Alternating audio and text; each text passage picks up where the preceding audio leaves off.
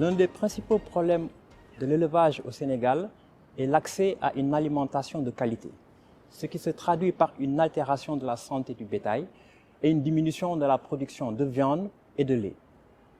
Je me présente Daouda Gueye, vétérinaire de formation. Mon père, également vétérinaire, a eu la brillante idée de créer en 1980 un complément alimentaire du nom de Sodelfos. Ce produit est présenté sous forme de poudre et a l'avantage de donner à l'animal tous les ingrédients nécessaires pour une production intensive. 40 ans après, je compte participer à l'héritage familial en apportant quelques innovations. Premièrement, changer la formulation et l'adapter aux matières premières locales. Changer l'emballage qui sera bio. Et enfin, nous comptons transformer la poudre en granulés pour une meilleure utilisation de l'éleveur. La solution Sodelfos est totalement bio et a l'avantage d'être actuellement distribuée au niveau des 4 régions du Sénégal. Notre ambition à nous est de l'étendre dans toute l'étendue des 14 régions et aussi dans le Sahel, pour lesquels nous avons les mêmes problèmes de malnutrition. Nous comptons ainsi participer à nourrir les 350 familles sénégalaises qui vivent de l'élevage au Sénégal et participer au concept One Health, une seule santé, où nous avons une intégration des animaux, de l'environnement et de l'homme. Le marché burkinabé du savon de ménage représente 3,9 millions et la demande est plus que l'offre. La rupture est d'autant plus flagrante que les consommateurs ne peuvent consacrer que 46 centimes d'euros pour un savon. Je suis Caroline Diallo, la présidente de l'Union des sociétés coopératives Ragoussi, qui est une coopérative sociale et inclusive réunissant 1500 femmes collectrices d'amandes de karité et 22 productrices de beurre de karité.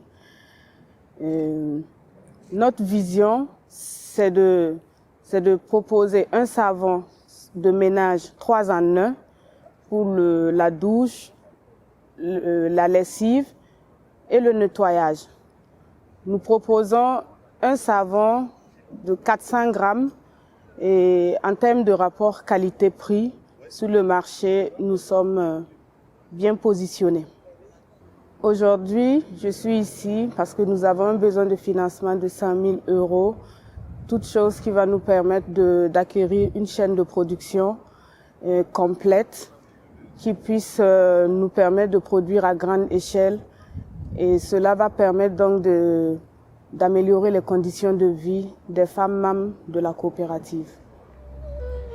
Chaque année, le Niger perd 98% de sa production laitière par manque des unités de transformation, tandis que le pays importe 20 milliards de francs CFA en poudre de lait ou des produits laitiers.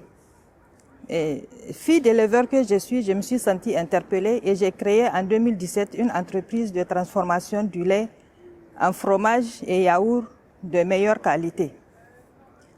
Cette initiative nous permet de réduire le risque le gaspillage alimentaire, le risque sanitaire lié à la consommation des produits laitiers importés, de créer de l'emploi et de garantir aux éleveurs un revenu stable.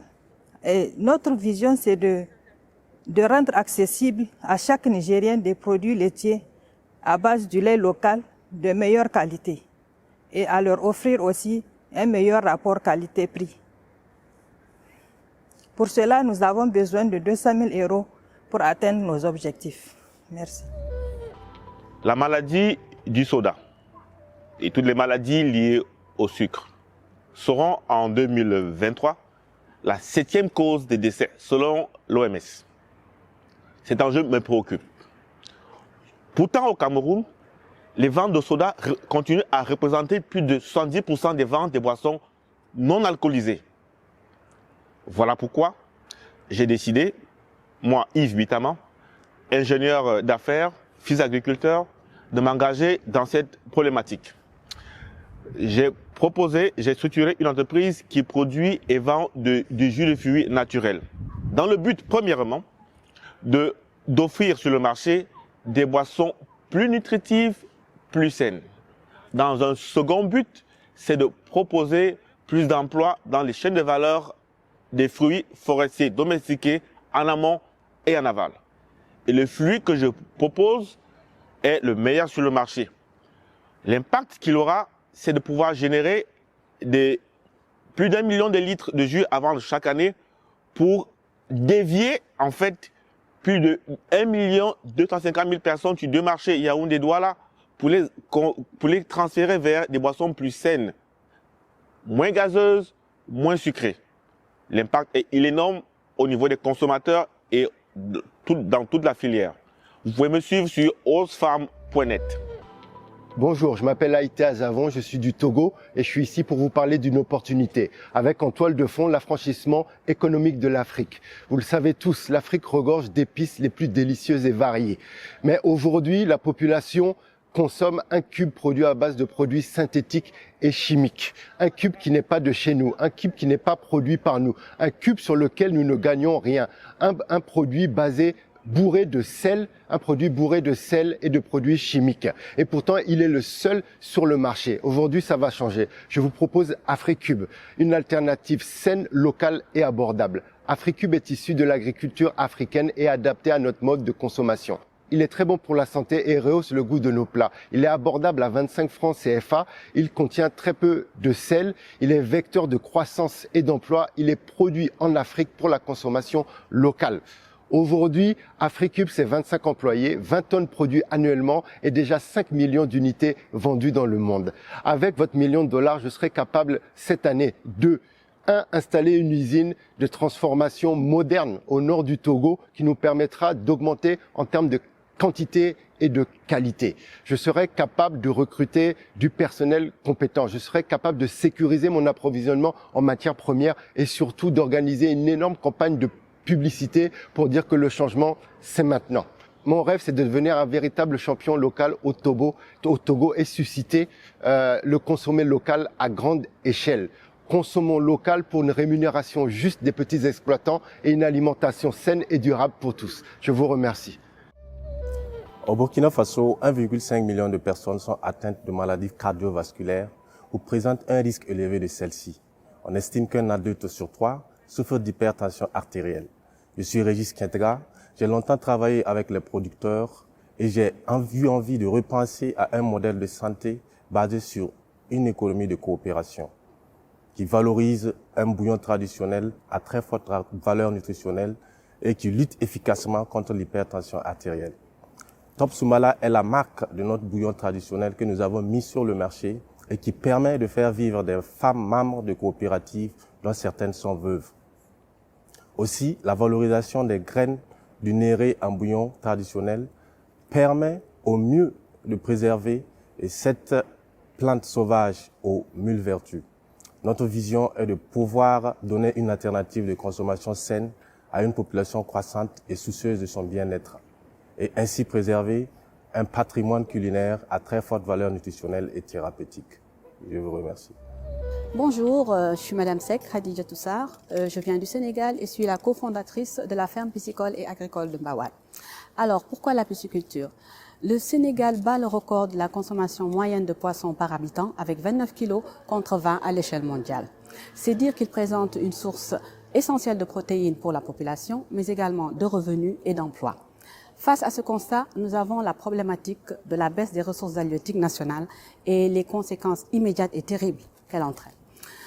J'en citerai juste 2, parmi tant d'autres.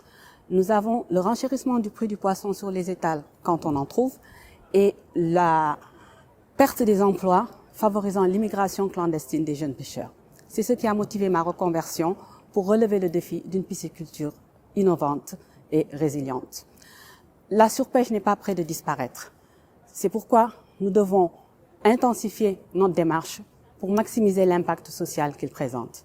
La ferme piscicole et agricole de Mbawan ambitionne d'être leader de la pisciculture nationale pour une pisciculture saine et résiliente, créatrice d'emplois décents au Sénégal. Bonjour, je suis Mat Ala, épouse à Pauvre. Je suis nutritionniste technologue alimentaire. Je suis la fondatrice de African Food Nutrition. Au Burkina Faso, beaucoup d'enfants, à l'étape de diversification alimentaire, manquent cruellement de produits de qualité pouvant leur permettre d'assurer la croissance favorable de leurs enfants. Très tôt, beaucoup d'enfants rentrent dans les phases de malnutrition, ce qui les conduit parfois même à la mort de ces derniers. Notre solution réside dans les farines nutritionnelles sous la marque Yanogo. Elles sont les premières farines à base de 3 céréales complètes et 2 légumineuses au Burkina Faso. Elles sont sans gluten et elles apportent toute l'énergie nécessaire pour assurer la croissance des enfants à l'étape de diversification alimentaire. Elles sont d'excellents produits qui permettent de prévenir efficacement la malnutrition sous toutes ses formes et elles permettent également de prévenir les carences en micronutriments.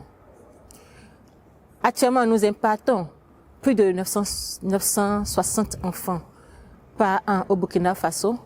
Et pour plus imparter, nous avons besoin de partenaires qui pouvons nous aider à accroître notre capacité de production à travers l'installation de notre unité de coproduction complète, l'accès à différentes certifications et l'acquisition de moyens de livraison sûrs pour pouvoir nous aider à augmenter notre impact sur le terrain.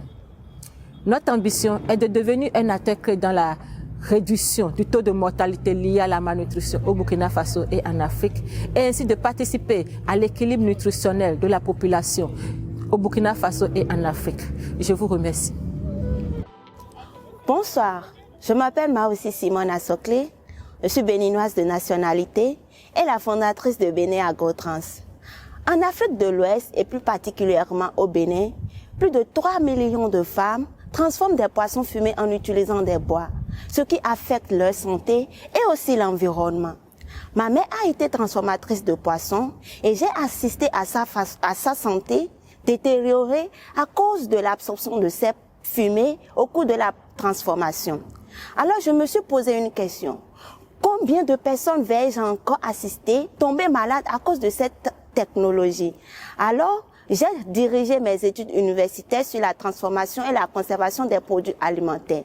Cette étude m'a permis de créer mon entreprise Bénin Agrotrans qui a pu quand même trouver une solution et que nous avons remplacé l'utilisation des bois par un équipement de l'énergie renouvelable qu'est le four solaire.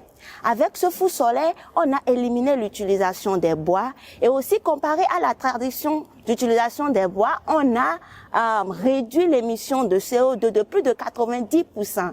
Et aussi, on a augmenté la durée de conservation de ces poissons-là. Aujourd'hui, on a déjà impacté plus de 5000 familles au Bénin qui mangent nos poissons sains et nutritifs. Nous avons aussi entraîné plus de 300 femmes sur l'hygiène et l'importance d'utilisation de l'énergie renouvelable. Aujourd'hui, ma vision est quand même d'élargir l'utilisation de cette technologie de l'énergie renouvelable sur tout le secteur d'alimentation pour que le monde ait accès à un produit sain et nutritif. Et nous sommes actuellement en train de chercher des partenariats afin que ces partenaires nous aident à acheter plus d'équipements afin d'augmenter la productivité et impacter plus de familles au Bénin sur le plan régional et international. Merci beaucoup.